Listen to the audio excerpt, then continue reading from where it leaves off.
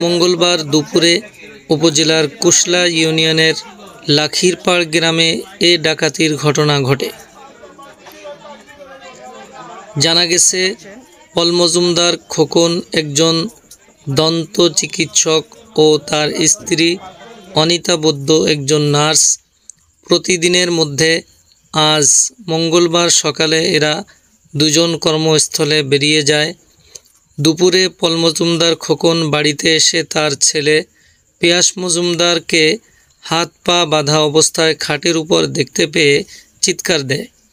এ সময় আশপাশের লোকজন ছুটে এসে গিয়াস মজুমদারকে কোটালীপাড়া উপজেলা স্বাস্থ্য কেন্দ্রে নিয়ে আসলে কর্তব্যরত চিকিৎসক তাকে মৃত বলে ঘোষণা করেন।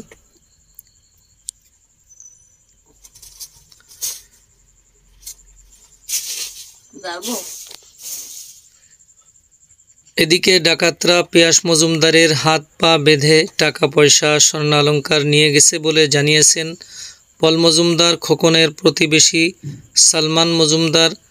তিনি বলেন, পল মজুমদার খোকনের চিৎকার শুনে আমরা এই বাড়িতে এসে পিয়াস মজুমদারের হাত পা বাঁধা অবস্থায় দেখে দ্রুত তাকে হাসপাতালে পাঠাই। খোকন মজুমদারের ঘরের সকল আসবাবপত্র ভাঙ্গাচোরা এবং এলোমেলো অবস্থায় পড়ে থাকতে দেখে পুলিশকে খবর দেই। কোটালীপাড়া থানা ওসি মোহাম্মদ আবুল কালাম আজাদ বলেন, লাশ ময়নাতদন্তের জন্য গোপালগঞ্জ মর্গে পাঠানো হয়েছে।